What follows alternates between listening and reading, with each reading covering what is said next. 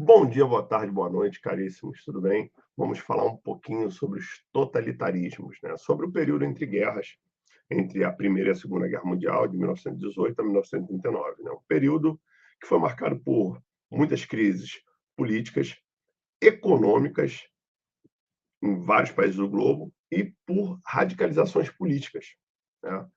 É, Dentre elas, a emergência dos regimes totalitaristas. Um dos características mais claras da reação à crise da Bolsa de Valores de Nova York de 1929, que afetou o globo inteiro, a crise econômica, e o próprio New Deal foi a emergência dos fascismos na Itália e na Alemanha, né? O capitalismo liberal em crise, esses regimes totalitários eles surgem na Europa e eles têm características bem próximas uma da outra, cerca de 6 características bem próximas. A palavra fascismo ela vem da palavra fascio, que é aquele feixe de varas, que a ideia de união, de fortalecimento, vem da palavra italiana, né, do Império Romano, remontando ao Império Romano. E as características são bem simples, tanto no caso fascista italiano, como no caso nazista alemão, e nos outros casos também, na Espanha, em Portugal, no integralismo brasileiro, que é, por exemplo, primeiro a ideia de totalitarismo, ou seja, nada deve vir acima do Estado, que o Estado tem um controle absoluto sobre todas as ações.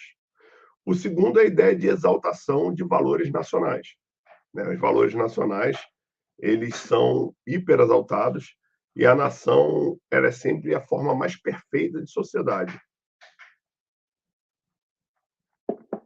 Então, assim, a forma social, de organização social mais perfeita para o fascista é a ideia de nação.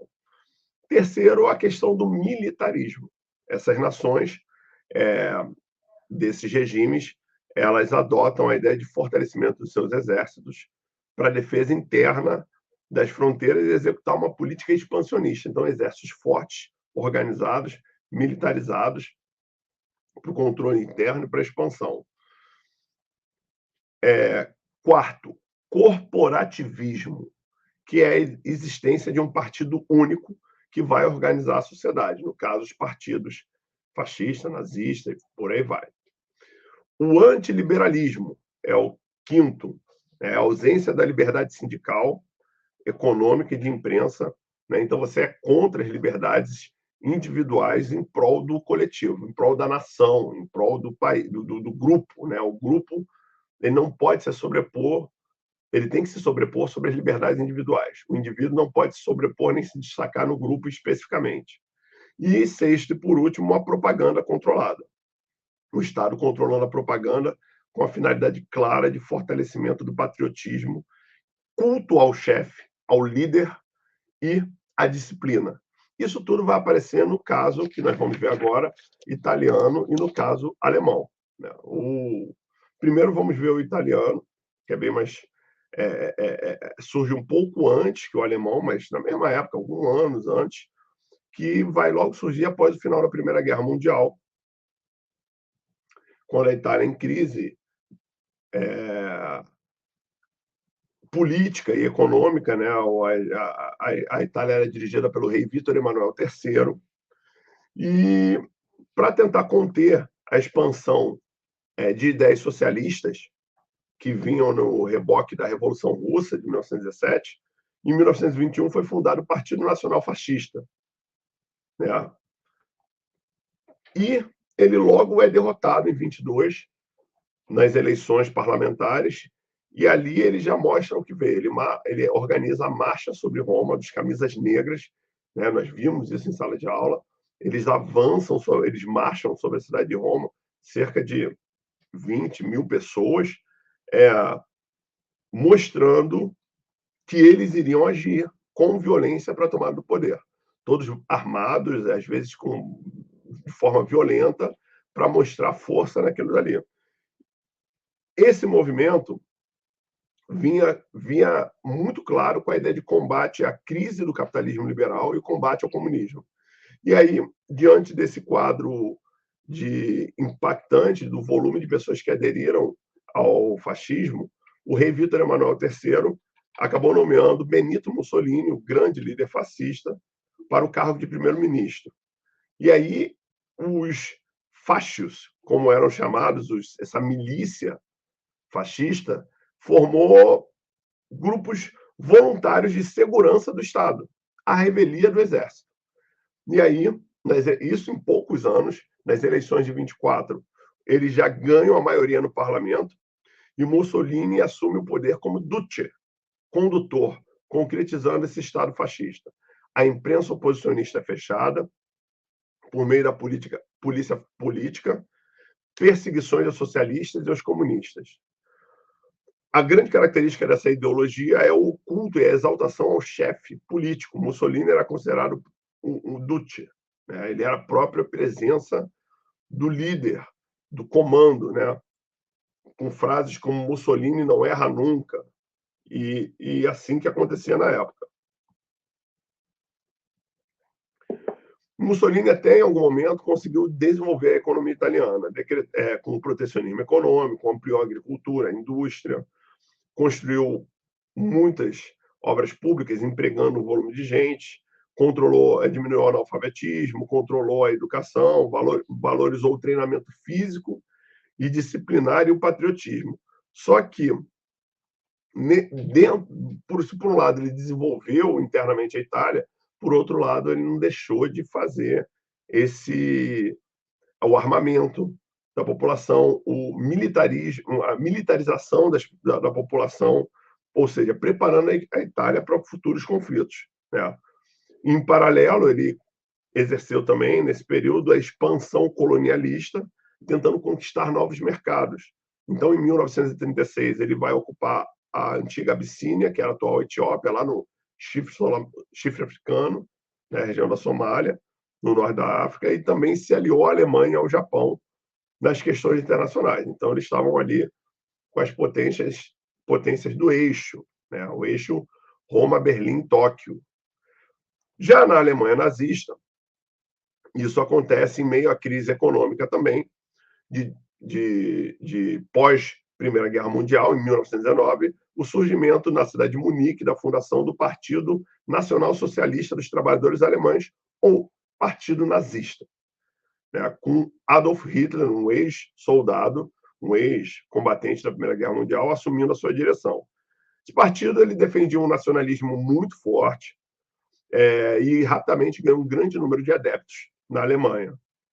Seus membros eram identificados com o símbolo da suástica, que é uma cruz torta, que na verdade é um símbolo gama, é um símbolo maiúsculo, que entre os budistas representava a saudação, a salvação e a felicidade. Só que ela foi utilizada pelos nazistas com os braços do símbolo, né, invertidos, voltados para a direita. E mais tarde foi usado também como emblema do Terceiro Reich, né? Os nazistas eles criaram também uma milícia paralela, a Tropa de Assalto, a SA, que eram as camisas pardas, semelhante ao fascismo italiano. E eles eram um grupo paramilitares que perseguiam e atacavam, intimidavam os opositores ao Reich. A Alemanha piorou a situação econômica. Em novembro de 23, eles tentaram um golpe, que foi o Putin de Munique. O golpe não funcionou, né? E o Hitler foi preso, né? O líder do golpe foi preso, e na prisão ele escreveu o Mein Kampf, né? Minha Luta, que é uma obra onde ele vai expor os fundamentos do nazismo. Nacionalismo extremado, totalitarismo, anticomunismo, antissemitismo e o princípio da ideia de espaço vital para o desenvolvimento da Alemanha. Com estabilização entre 24 e 25, a Alemanha começou a enfrentar um período de estabilização, com investimentos de capitais estrangeiros, norte-americanos e ingleses. A indústria cresceu e, em 1925, o antigo general Hindenburg, conservador, foi eleito presidente. Só que a crise de 1929 vai interromper esse processo de desenvolvimento e crescimento, e apoiados por grandes industriais, e banqueiros, os nazistas vão conseguir vitórias nas eleições de 1930. 2 anos depois, em 1932, Hindenburg nomeou Hitler como chanceler, e o nazismo alcançava assim o poder. Hitler, como chanceler, ele fecha o Partido Comunista, persegue e prende comunistas, socialistas e liberais, organizou uma polícia de segurança, uma polícia secreta, a SS, Seção de Segurança, e a polícia política, a Gestapo, que era com o objetivo perseguir a oposição ao regime. Restabeleceu a pena de morte, o fechamento de partidos políticos, dos sindicatos, censura à imprensa, suspensão das garantias individuais e civis, perseguição aos judeus e a ideia de campos de concentração onde esses opositores seriam enviados. O principal grupo opositor seriam os judeus, que é a questão do antissemitismo, mas também teriam religiosos, como Testemunhas de Jeová, católicos comunistas, os comunistas, os socialistas, os homossexuais, as pessoas excluídas da sociedade também passaram a ser perseguidas, ciganos, e mandaram para esses campos. Em 1934, o presidente Hindenburg morre, e aí Hitler tem um caminho livre para assumir o poder com o título de Führer, guia, líder único do povo alemão, anunciando assim a fundação do Terceiro Reich, né, o que seria o Terceiro Império Alemão, em paralelo com toda a propaganda nazista organizada por Joseph Goebbels. A sociedade alemã passou a ser doutrinada dentro das práticas do nazismo. O Estado ele intervinha em todos os setores da sociedade e da economia. A indústria alemã cresceu, principalmente voltada para a produção de armamentos e militarização da sociedade. Obras públicas foram feitas, houve um desenvolvimento industrial, questão da Volkswagen, um carro do povo, e a ideia também de expansionismo alemão.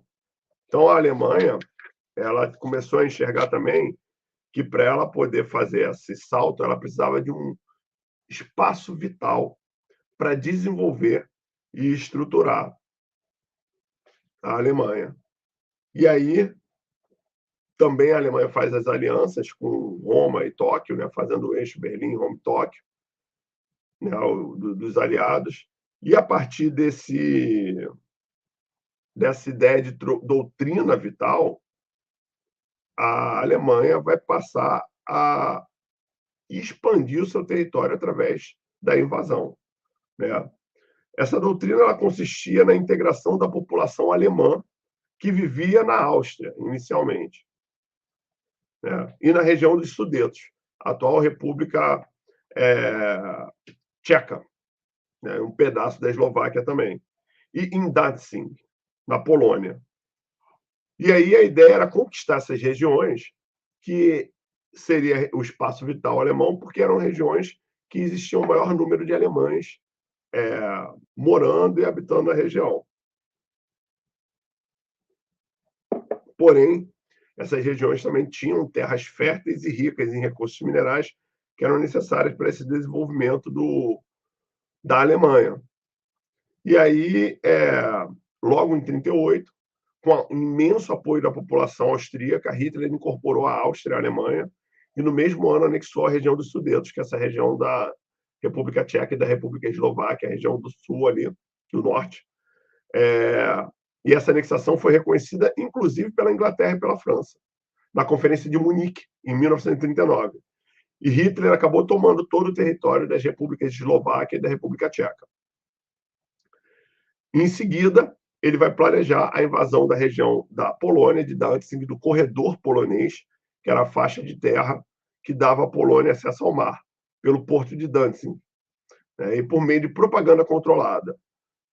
Hitler afirmava que o governo polonês oprimia os alemães que moravam na região, os poloneses prepararam seus exércitos e esperavam contar com o apoio da Inglaterra e da França. E aí,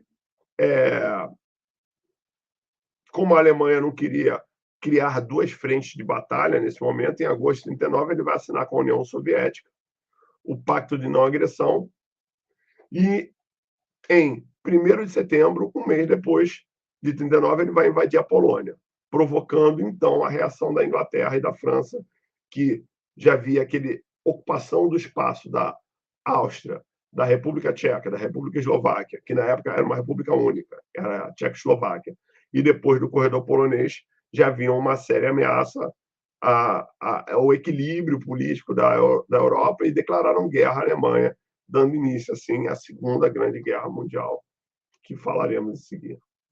Um abraço, fiquem bem.